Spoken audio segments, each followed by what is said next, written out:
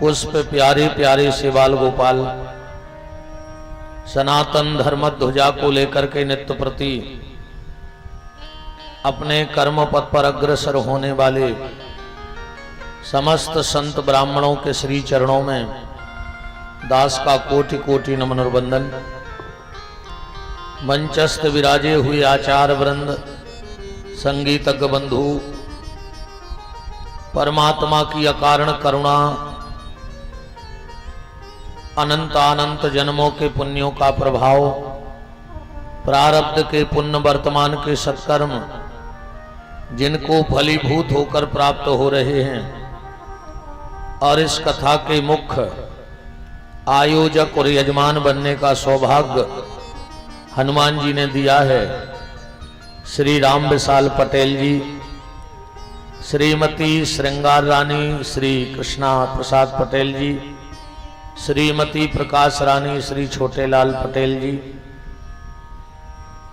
समस्त पटेल परिवार,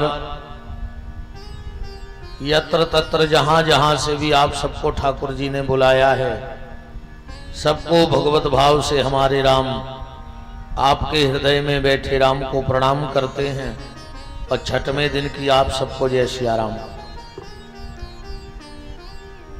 आज फिर भगवान की कृपा करुणा से हम लोग छठवें दिन की मंगलमयी चर्चा में प्रवेश करने वाले हैं। आप सबसे इस दास का फिर वही निवेदन है, जितना अधिक से अधिक हो सके इस मानव जीवन में भगवान का नाम ले लेना, क्योंकि बिना भगवान के नाम के सब बेकार है। और संत श्री मलूकदास जी तो यहां तक कहते हैं कि 3 लोगों को वो गांव छोड़ देना चाहिए, वो परिवार छोड़ देना चाहिए, वो नातेदार रिश्तेदार छोड़ देने चाहिए। कौन? बोले जो भगवान का भजन ना करें वो। कहा यार बच्चा हमको खराब लग रहा है। अच्छा ये मैं यहाँ रही आवा। हाँ ठीक है, क्या करें अभी तो बैठे ही है। चलो कछु नहीं, हीरा सी हवा लग रही थी रे भज्जा, मन अब कछु नहीं है। जब किस्मत ही में सुख नहीं लिखी तो कूलर खा रहे।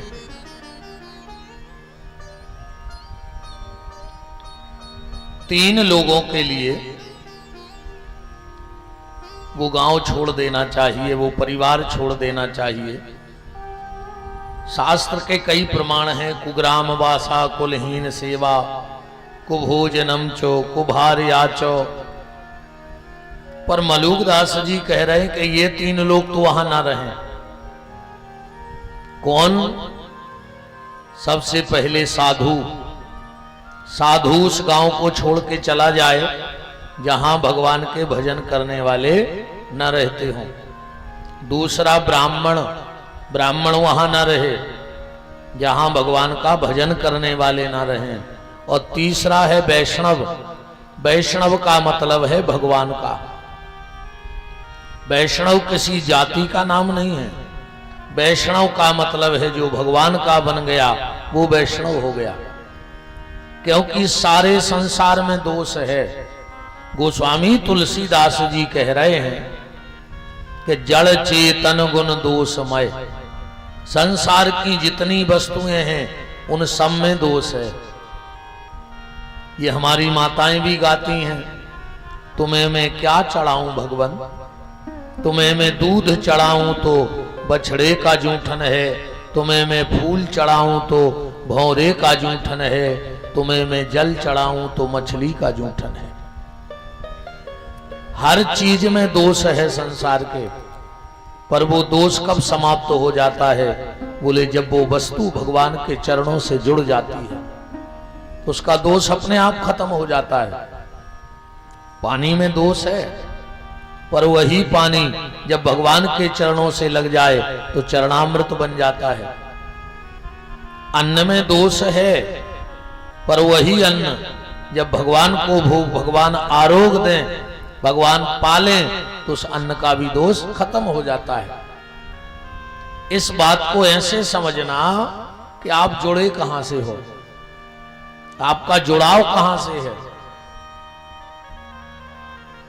अच्छा ऐसे समझो बिल्कुल देहाती भाषा में, एक बाल्टी में पानी धरो है और तुमने वो में ले आन के कपड़ा डुबोला है अपने पैरत के। अब वो पानी को कहां ले जाओ? छत पे के नाली में, नर्दई में फेंक दो कि ना फेंक दो?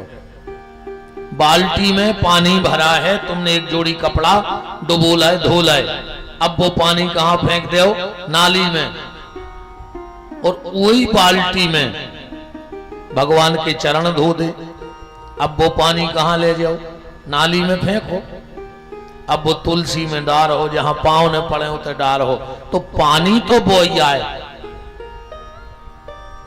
पर कपड़ों से जुड़ो सो नाली में चलो गो, वो भगवान के चरण लग गए सो तुलसी में चलो गो।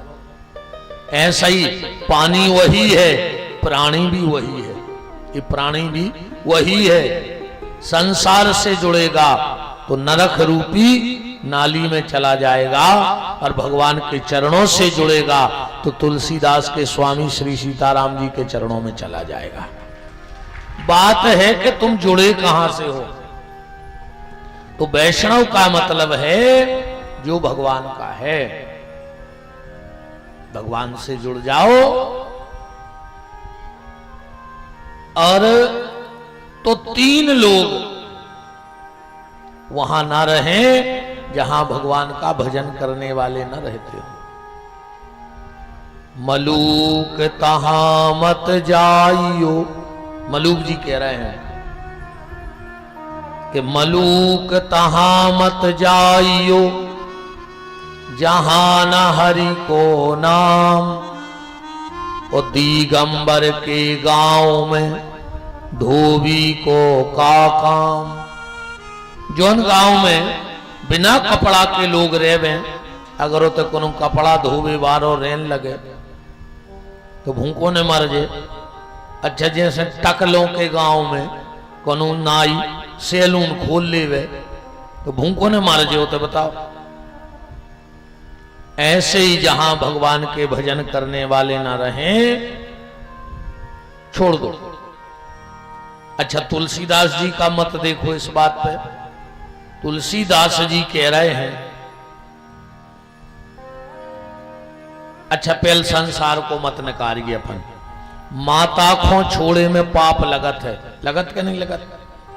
बाप को छोड़े में पाप लगत है, भज्जा को छोड़े में पाप, गुरु जी को छोड़े में पाप, पति को छोड़े में पाप, पत्नी को छोड़े में पाप, पुत्र को छोड़े में पाप। अब हम तुम्हें एक लिस्ट दे रहे हैं, बताइए उनको पाप लगो। भरत जी ने कैकई जैसी मतारी छोड़ दी, क्या भरत को पाप लगा? कैकई को त्याग दिया। जब राम 14 साल के बाद वन से लौटे तो सबसे पहले किससे मिले? प्रथम राम भेंटे कैकई, ऐसा रामायण में लिखा है। प्रथम राम भेंटे कैकई, पूरी अयोध्या खड़ी है और राम जी सबसे पहले जाके माता कैकई के चरणों में प्रणाम करते हैं। कैकई ने नजर उठा के देखा, कहा बेटा राम आ गए? राम ने कहा हां मां मैं लौट आया। कैकई ने कहा राम मैं संसार की सबसे बड़ी पापिन हूं। राम ने कहा नहीं मां, कौन कहता है कि मेरी मां कैकई पापिन है? कैकई ने कहा बेटा राम ये सारी दुनिया कहती है कि मैं पापिन हूं। राम ने कहा मां पर मैं ये बात नहीं मानता कि तू पापिन है, और जो संसार में ये कहेगा कि मेरी मां कैकई पापिन है वो राम का सबसे बड़ा दुश्मन होगा। कैकई ने कहा राम तुम इतनी बड़ी बात किस विश्वास के साथ कह सकते हो? क्या प्रमाण है तुम्हारे पास कि कैकेयी पापिन नहीं है? और राम जी का जवाब सुनना प्यारे। राम ने कहा, सुनो मां, ये राम सारी दुनिया को बताना चाहता है कि कैकेयी पापिन नहीं है। और अगर कैकेयी पापिन होती तो कैकेयी के गर्भ में भरत जैसे संत का जन्म कभी ना होता। भरत जैसे संत को जन्म देना किसी पापिन के बस की नहीं है। ये तो बहुत बड़ी पुण्यात्मा का काम है जो भरत जैसे संत को जन्म दे दे। कैकेयी ने कहा, राम तू मुझसे नाराज नहीं है? अरे राम ने कहा, मां इसमें नाराजी की क्या बात है? सच में मुझसे नाराज नहीं है मेरा राम? राम ने कहा, नहीं मां। तो कैकेयी ने कहा, राम अगर तू मुझसे नाराज नहीं है तो क्या मैं तुझसे एक वरदान मांग सकती हूं? पूरी अयोध्या को पसीना आ गया कि 14 साल पहले वरदान मांगो। सो राम आज लौटे। वो पूरी अयोध्या जा जानत है कि अगर कैकेयी ने फिर कह दी कि राम वापस चले जाओ तो राम तुरंत लौट जाएंगे। बगल में भरत जी खड़े थे, बोले, राजमाता कैकेयी। राम ने कहा, भरत उंगली नीची कर। भरत, मैं 14 साल के लिए अयोध्या छोड़ के क्या चला गया? तूने मेरे घर की मान मर्यादा को नाश कर दिया। भरत, मुझसे तुझसे ये उम्मीद ना थी। भरत ने कहा, भैया मैंने क्या कर दिया? बोले, भरत तुझे पता है कि रघुवंश में जब दो बड़े बात कर रहे हों तो छोटों को बोलने का अधिकार नहीं है। जब मैं और मेरी मां दोनों बात कर रहे हैं तो तू कौन होता है बीच में बोलने वाला? भरत ने कहा, भैया गलती हो गई। राम ने कहा, मां मांगो क्या चाहती हो? ये राम देने को तैयार है, मांगो क्या चाहिए? तन्नक सी आवाज और बढ़ाओ। कैकेयी ने कहा, राम बेटा 14 साल हो गए हैं, इस भरत ने मुझसे मां नहीं कहा है। जब भी ये मुझसे आके कहता है तो कहता है राजमाता कैकेयी। राम ऐसे लगता है जैसे किसी ने लोहे का गलम सरिया मेरी छाती में घोंप दिया। राम एक बार इस भरत से मुझे मां कहलवा दे बस। राम ने कहा, मां मैं कोशिश करता हूं। भरत के पास गए, बोले, भरत मैं तुझसे कुछ मांगू? भरत ने कहा, भैया सब कुछ तो तुम्हारा है, मांगने की क्या जरूरत है? भरत फिर भी सोच लो, मैं तुमसे कुछ मांगू तो मिलेगा। भरत ने कहा, तो सुन लो भैया, आप जो कहोगे मुझे मंजूर है, पर अगर आप कहो कि कैकेयी को मां कह दो तो मैं से मां नहीं कहूंगा। कैकेयी ने कहा, बस राम, इसने मुझसे भले मां नहीं कहा पर इसके मुंह से मां शब्द निकल गया। मुझे तो मां शब्द सुनना था इसके मुंह से। वशिष्ठ ने कहा, राम बेटा चलो अब तुम्हारा तिलक हो जाए। जिस पल की प्रतीक्षा 14 साल से अयोध्यावासी कर रहे हैं वो सौभाग्य आ गया है। राम चलो।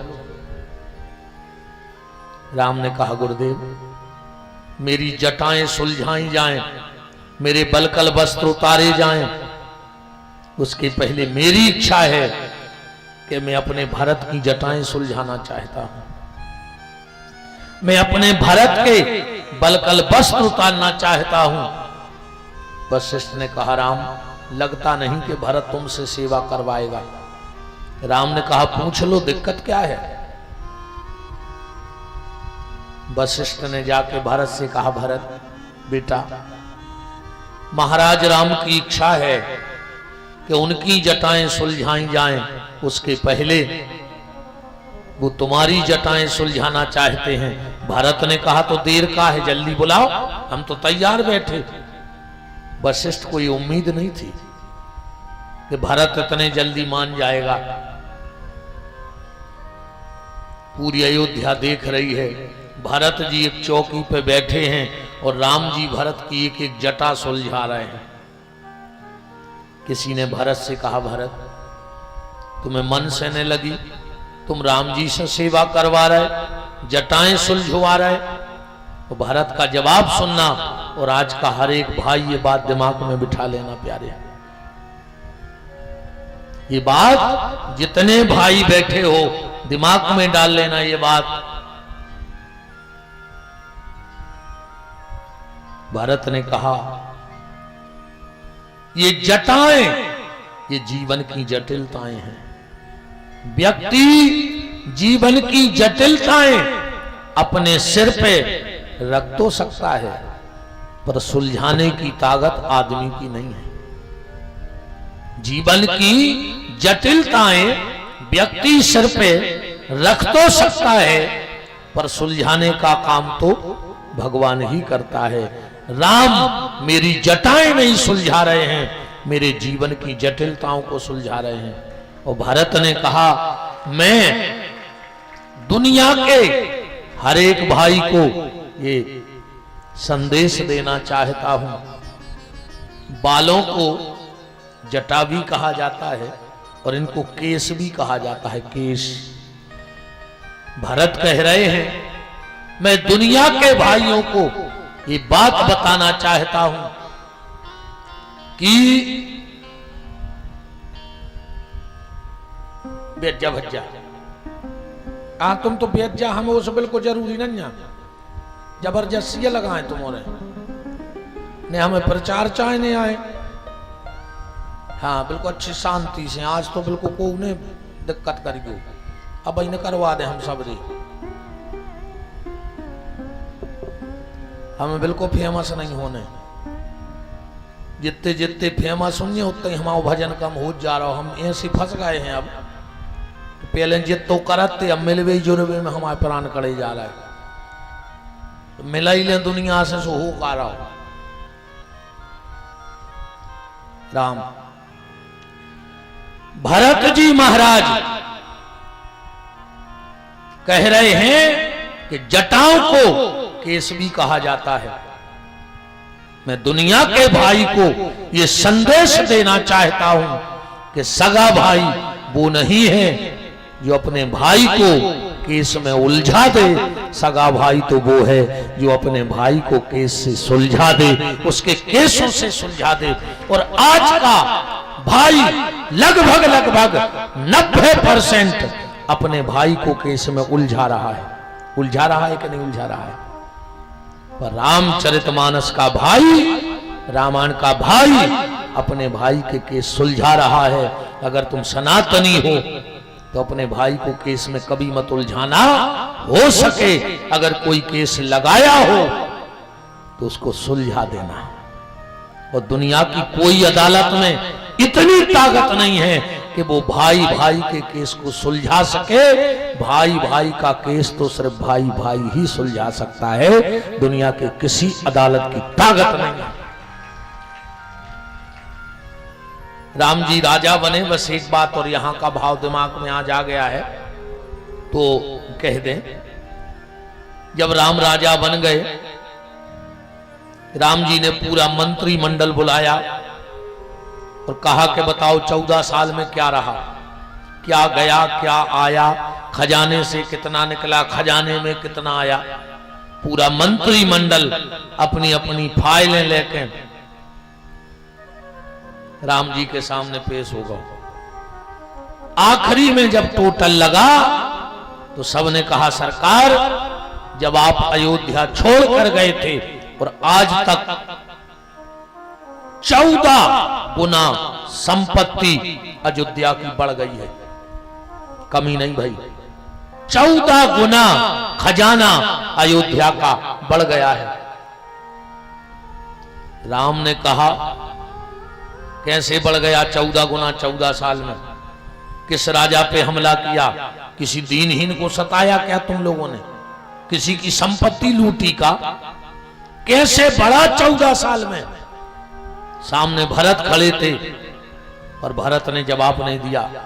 राम जी ने कहा भरत जवाब दो, 14 साल में कैसे बढ़ा। भरत ने कहा भैया आप ये बात हमसे क्यों पूछ रहे हो। राम जी ने कहा तुमने राज्य चलाया है। हाँ भरत जी बोले आपसे कौन कह गई कि हमने राज्य चलाओ। बोले फिर, बोले किसी से भी पूछ लो अयोध्या में, आपकी खड़ाऊ ने राज्य चलाओ है, हमने तो कुर्सी छी नहीं है, देखे नहीं है वो तरफ। तो हिसाब किताब राजा देवे तो 14 साल आपकी खड़ाऊ राज्य करती रही, बेहिसाब देवे।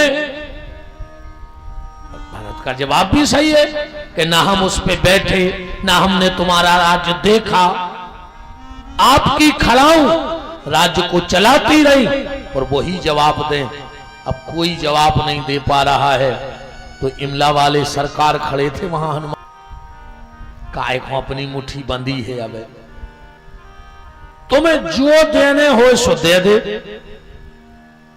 बड़ो बोलो कि फिर गांव में रोक फिर जो 4 जनों में, अरे हल्को बोलो बच्चा कबाऊ नहीं। तो बोले बंटवारो होगा।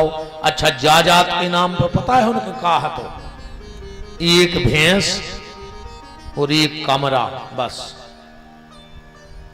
एक भैंस और एक कमरा। तेरी बड़ी ने बंटवार कर दो। कहने लगो रात भर कमरा हमारे लगा रहे हैं, दिन भर तुम्हारे ना रहे। हल्को बोलो ठीक। अब भैंस कहने लगो आगे की तुम्हारी पीछे की हमारी। अब रात भर जो कमरा ओढ़ के सोवे तो सवेरे बिल्कुल 6 बजे जाए हल्के भज्जा के, कहने लगे जो कमरा धल्ली भज्जा तुम्हारे लगा रहे दिन भर। अब वो क्या करे दिन भर कमरा को, रात में जो अच्छा ओढ़ के सूबे। अब बिल्कुल टेम पे देवे आवे वो कमरा। काहे बोले न गांव के जाके के भज्जा के संगे छल करो। अब भैंस पीछे की लाइती ने, आगे की लाइती हल्के को, सो चरावे रे हल्को, वो दूध लगा ले जाए बड़ो। क्या भज जैसी बटी थी ऊंसी, पर हल्को में भी आनंद। एक दिन आओ गांव में एक महात्मा जी आए, उनको पता लगो, हल्के को बुलाओ। बोले काय बेटा तुम्हारे भज्जा ने छल करो। अरे कह लो गुरु जी भज्जा सोए के हम सोए, सो तो रहो है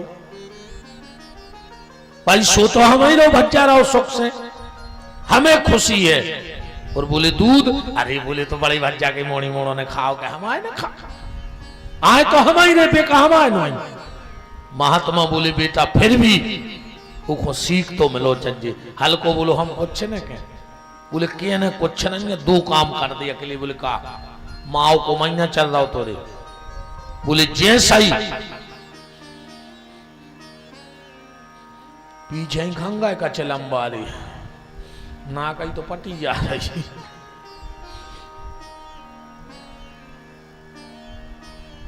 जी गंजेड़ी भी यार दद्दा ऐसी जान खाए हैं। शंकर जी बन रहे नहीं, जब गांजो पिया था, जब देखो कोई भोले की बूटी, अच्छा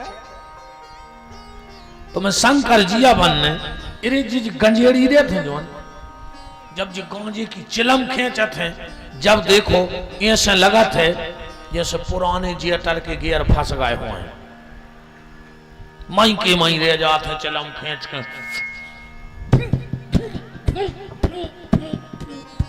ऐसो लगा कि अब मरी। गांजो पी के तुम्हें शंकर जी बनने का है। शंकर जी ने जहर पियो है यार, तुम 1-2 सेल पास की गोली खा के बता दे।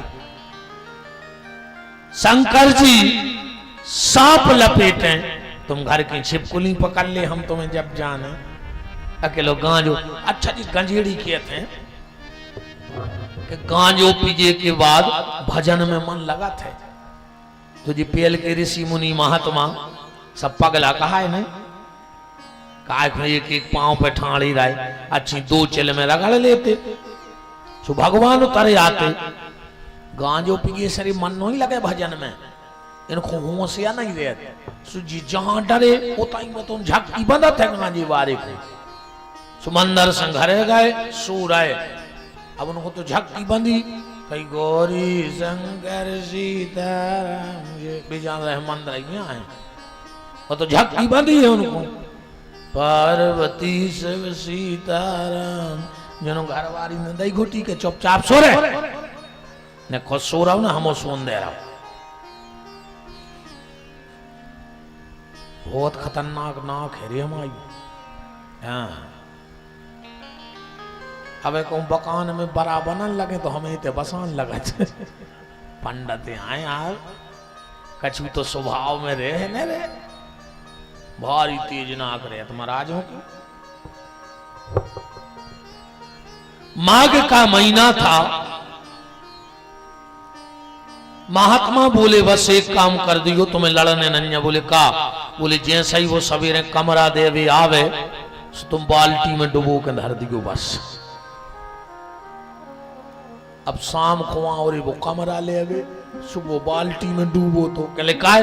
अरे कहले कि हम आए हैं शाम है, तो हमने कहा चुका रहो, 6 बजे तुम ले जा। अब गीलो कमरा का काम को बताओ रात में।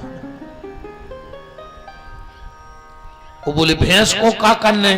बोले वो जैसे सही लगावे बैठे, सो भैंस के मुंह में 2 लट्ठ दियो। वो कहे क्या कर रहा है? सो कह दियो तुम पीछे से मतलब राखो, आगे की हमारी हम मारे चाहे खुआए। अब बताओ भैंस लगावे को बैठ जाए, अरे में 4 लट्ठ लगे मुंह में, बलग है। बात इस कहानी से सिर्फ ये है कि अगर तुमने भाई के साथ छल किया है तो उसका प्रायश्चित तुम्हें भोगना पड़ेगा। जीवन में सबसे खराब अगर कोनो संपत्ति है तो भैया बांटन को दगा। सबसे खराब संपत्ति है भैया बांटन को दगा। हम चैलेंज दे सकते हैं तुम्हें ये बात को, जिन्हें अपने भैया से धोखो करो हुए और वो सुखी हुए तो ठाणे हो जाए। हम चैलेंज दे रहे तुम्हें हनुमान जी के मंदिर में, जिन्हें अपने भैया से संपत्ति में छल करो हुए और अगर वो सुखी हुए तो हो जाए ठाणे। दूसरो बिल्कुल ठाणे हो जाए जो अगर तुम में दम हुए तो हमारी बात काटने की। जिने मंदिर को पैसा खाओ हुए, जिने मंदिरों को पैसा खाओ हुए और अगर अब सुखी हो तो हो जा ठाणे। और कल खबर जी ने खाए हो सो अब इनो सुधर जज्जू न आगे तो और खराब गा तो कीड़ा पार के मारो हो, ऐसे कौन मारो हो। घर की तक कहे डॉक्टर से कि अब तो तुम जहर को जड़ दी इनमें, सूरज जाए हम कहां नो अस्पताल आए देख ले। भैया बांटल मंदिर को चौथो धन, बिटिया के ब्याह की दलाली, अब भूल के गज्जा के नाव को पैसा। शास्त्र में तय तक लिखो है कि अगर पंडित जी को गौदान करो, ध्यान से सुनियो जितने महाराज हरे बैठे हो, अगर किसी ने ब्राह्मण को गौदान किया और अब वो गैया दे नहीं पाओ और उन्हें पैसा दे दे कछु 1000 1200 का 10,000, ब्राह्मण को भी पैसा अपने घर के खर्चा में लगाओ चज्जे, वही दिन से ब्राह्मण को सर्वनाश चालू हो जाए। ध्यान से सुन लियो हमारी बात। अगर किसी ने गौदान का पैसा दिया है तो पैसा को ले जाओ, खरी चुनी भूसा लेके चारों लेके कोनो गैया को खुआ दे। वो ब्राह्मण जीवन में को परेशान नहीं हो सकत जो सिर्फ गैया को हिस्सा न खाए। हाँ, क्योंकि गाय का हिस्सा कोई ब्राह्मण नहीं बचा सकता। आप हर चीज, 2 चीजें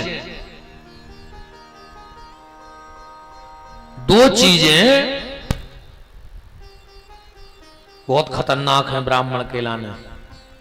एक गाय के नाम का पैसा और दूसरा ब्राह्मण को सबसे बड़ा पाप है मदरा पीना।